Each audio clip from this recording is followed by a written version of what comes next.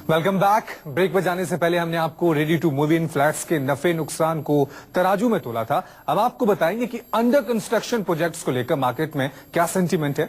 इसमें कोई दो राय नहीं, प्रॉपर्टी बाजार में रेडी टू मूव इन की डिमांड ज्यादा है, लेकिन अगर आप लॉन्ग टर्म इन्वेस्टमेंट के लिहाज से प्रॉपर्टी में पैसा लगाना चाहते हैं तो अंडर कंस्ट्रक्शन फ्लैट से भी आप मुनाफा कमा सकते हैं, लेकिन इसके लिए आपको कुछ सावधानियां भी बरतनी होंगी।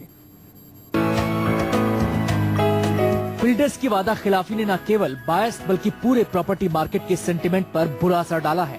नतीजा ये हुआ है कि अंडर कंस्ट्रक्शन प्रोजेक्ट्स को लेकर लोग आशंका से घिरे रहते हैं। Ready to move in property के मुकाबले अंडर कंस्ट्रक्शन प्रॉपर्टी के दाम कम होते हैं। इसके बावजूद निर्माणाधीन प्रोजेक्ट को लेकर मार्केट में नेगेटिव सेंटिमेंट है।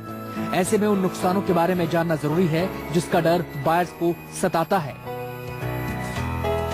सबसे बड़ा डर और आशंका पोजीशन में देरी की है। पोजीशन लेट होने पर भारी आर्थिक नुकसान होता है। अगर कोई किराए पर रहता है तो रेंट और ईएमआई का डबल बोझ पड़ता है।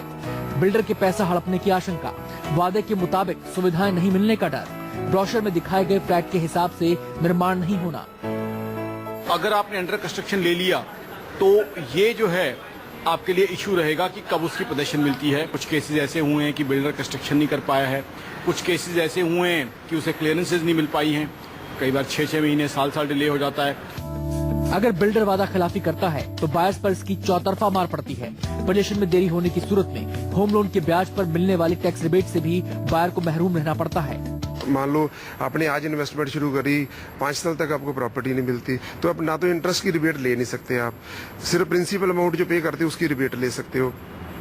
और उसके बाद आपका जो अगर वो मान लो 2 साल और डिले कर देता उसको आपकी कंस्ट्रक्शन को, तो उस केस में आपका इंटरेस्ट का जो भी आप पे कर रहे हो उसका कोई बेनिफिट नहीं मिलता। उसके ऊपर उस इनकम के ऊपर आप टैक्स पे कर रहे हो रेगुलर बेसिस पे, जबकि आपको बेनिफिट नहीं मिला। लेकिन अंडर कंस्ट्रक्शन प्रॉपर्टी में केवल घाटा ही घाटा नहीं है।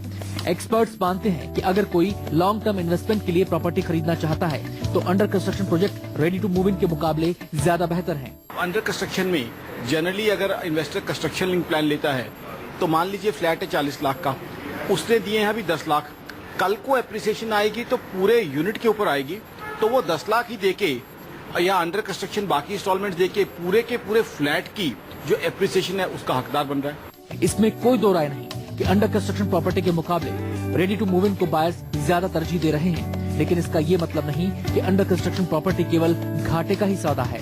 अगर चंद सावधानियां बरती जाएं तो अंडर कंस्ट्रक्शन प्रॉपर्टी में निवेश करके भी फायदा कमाया जा सकता है। बिल्डर का डिलीवरी रिकॉर्ड जांचें, प्रोजेक्ट संबंधित अथॉरिटी से पास है या नहीं, जिस जमीन पर प्रोजेक्ट है वो विवादित तो नहीं, बिल्डर ने सभी संबंधित विभागों से क्लियरेंस सर्टिफिकेट लिए हैं या नहीं, बिल्डर का पेमेंट प्लान क्या है। ऐसा पेमेंट प्लान ना लें जिसमें कीमत का बड़ा हिस्सा बिल्डर पहले ही ले ले। ये वो चंद सावधानियां हैं जिन्हें अपनाकर आप अंडर कंस्ट्रक्शन प्रोजेक्ट में भी बेस्ट डील कर सकते हैं। जरूरत है तो जरा सी सावधानी और समझदारी की। किसी के वादों और दावों पर आंख मूंद कर भरोसा कतई ना करें, क्योंकि ये आपकी खून पसीने की कमाई का सवाल है।